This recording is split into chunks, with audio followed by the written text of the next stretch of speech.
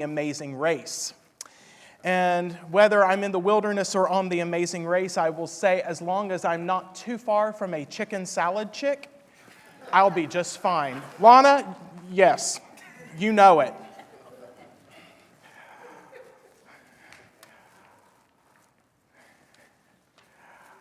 And now may the words of my mouth and the meditations on each and every one of our hearts be acceptable to you, O God, our rock and our Redeemer. Amen. And suddenly, angels came and waited on him. And suddenly, angels came and waited on him. When I was in high school, just beginning to consider my identity, in light of God's call to ministry, God blessed me with 3 Presbyterian pastors who loved me and were really the first mentors I ever had in my life. Each Monday night, we would meet together for rich, life-giving conversations. Although life has since taken us in different paths, I will always be forever indebted to and grateful for the impact Bill Brown, Gene Summerfield, and David Lee had on my life, and their impact and their investment. I will never forget one particular Monday night around the season of Lent where we were discussing the profound place the wilderness will have in our lives. My friend David told a story about one of his own wilderness moments. It was the day of his graduation from Pittsburgh Presbyterian Theological Seminary.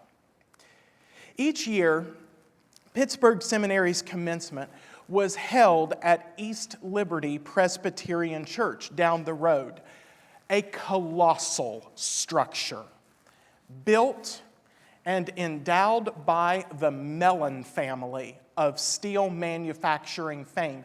Think Carnegie Mellon University. This church, thanks to the Mellon family and compound interest, will never be in want until Jesus returns. Now, as was tradition, the graduating class would stand on the chancel steps of East Liberty Presbyterian Church, and friends and family could come forward and greet their graduate. Only David had no one to greet him. He and his wife were going through a bitter divorce, and she had their 3 children in another state. David's other family members also lived far enough away that a seminary commencement exercise wasn't justification enough for such lengthy travels. And although surrounded by his classmates, he essentially stood on the chancel steps alone. But not for long. Sitting in the very back pew, an older gentleman got up, made his way down the center aisle, and walked up to David, and only David. He was smiling ear to ear as he shook David's hand and said, "I just wanted to tell you that you are going to have a wonderful life in ministry, and God is going to use you to do incredible things." He turned around, went back to his seat on the very back pew, and sat down. And suddenly, angels came and waited on him. If anything in this life is certain, then it is that we will all face wilderness moments. And we will also encounter others in their own wilderness experiences. These are moments of deep struggle, challenge, and testing. If we ourselves are not presently in the wilderness season of life, then none of us have to look very far to find someone who is. And in those moments, each of us has a choice to make. Will we journey with them and minister to them as the angels ministered to Jesus? Will we be angelic advocates for Christ? Or will we play the devil's advocate? All too often, I'm afraid, instead of resisting the devil in the wilderness, we spend our time playing the devil's advocate in places of comfort. Now, if I can play the devil's advocate, we say, if I'm being honest, I wish I had $1 for every time I've heard that in the past year and a half. I've heard it here at Bethel aplenty. I hear it all the time around me, on TV. I wish I had $1 for every time I've heard. Now, if I can play the devil's advocate, I'll tell you one thing, I'd be having dinner at St. Elmo's tonight. It makes me wonder, how many advocates does the devil have exactly? Now, if I can play the devil's advocate, but folks, the last time I checked, the devil doesn't need an advocate.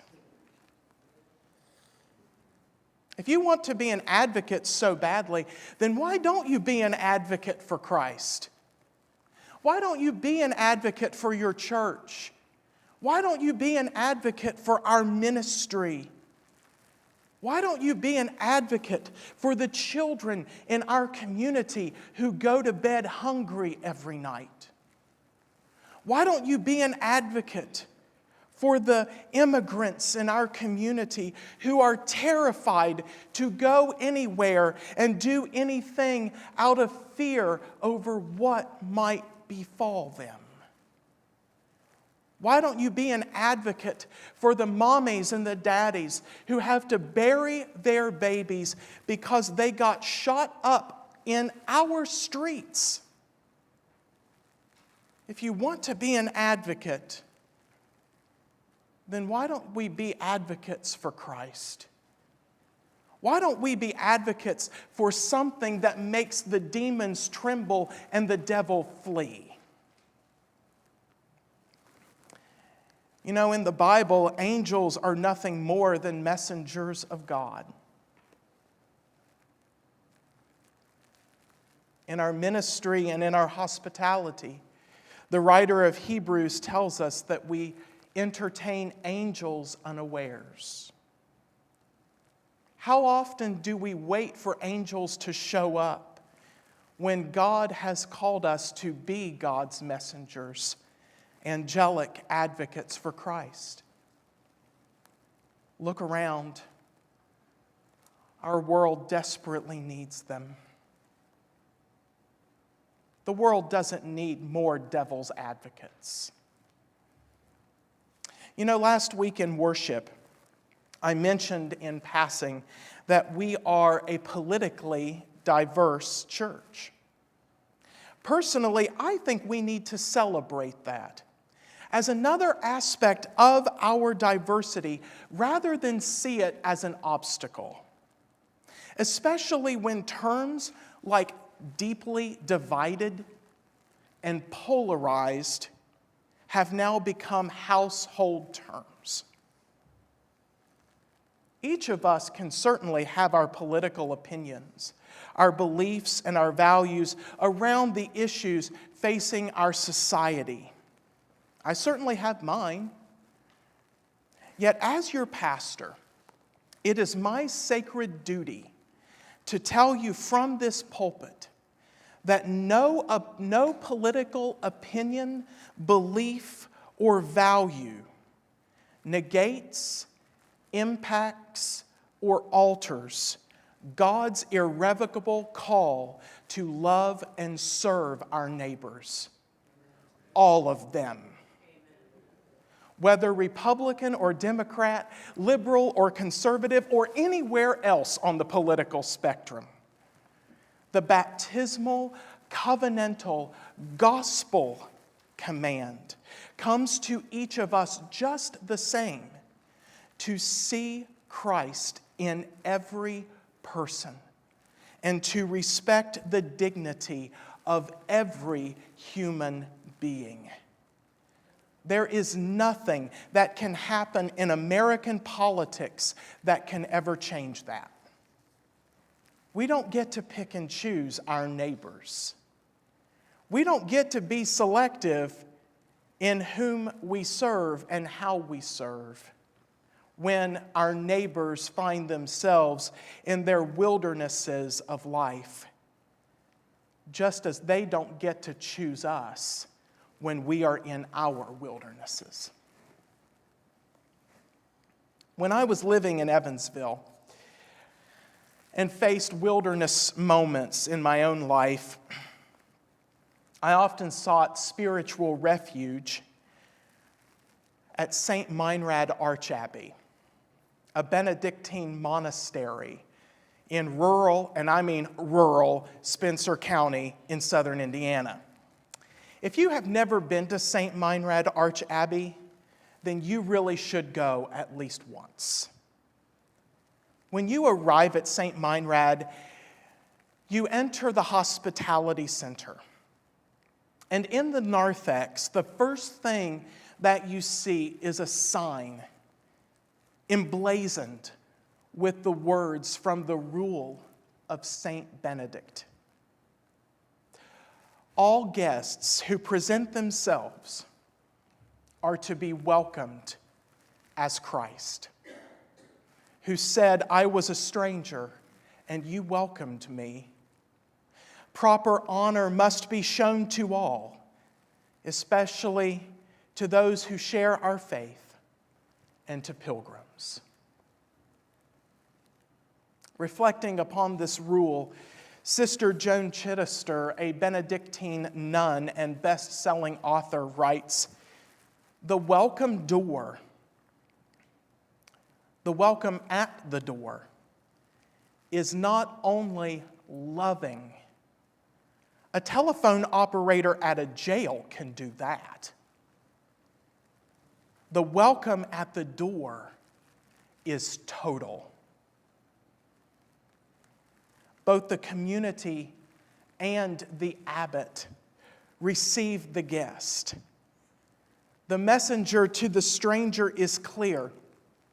Come right in and disturb our perfect lives. You are the Christ for us today. You are the Christ for us today." Let that sink in. On Ash Wednesday, many of us received the imposition of ashes on our foreheads. Think about that word, imposition. Impositions are not usually welcomed. They are not convenient, but they can be life-changing. Just ask any Benedictine monastic. They'll tell you.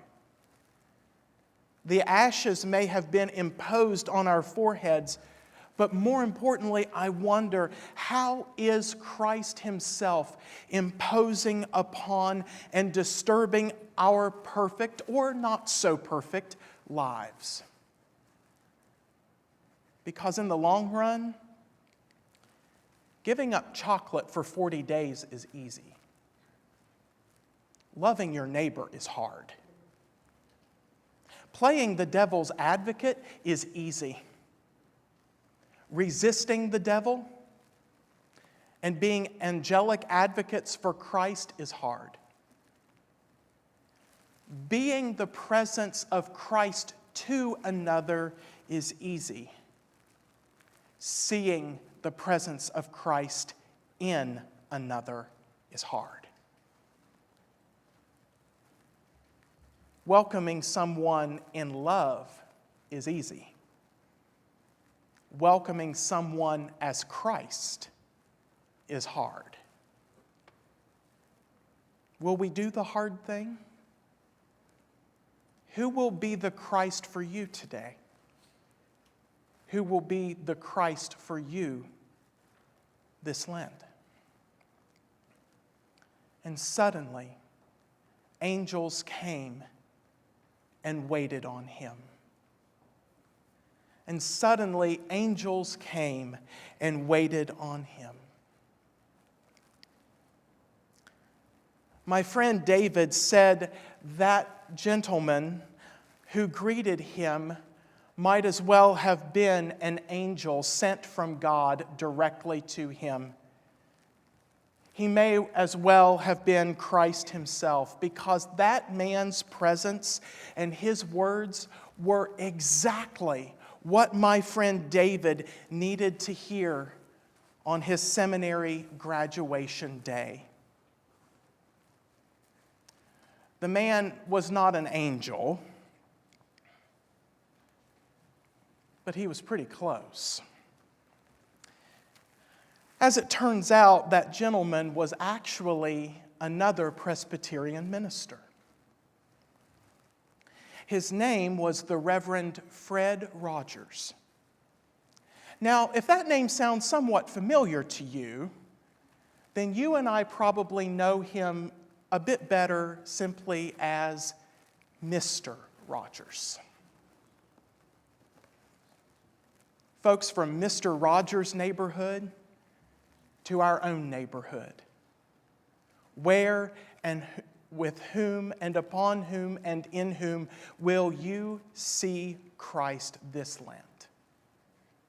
How will Christ impose upon and disturb your life? How and for whom will you be his advocate? Amen.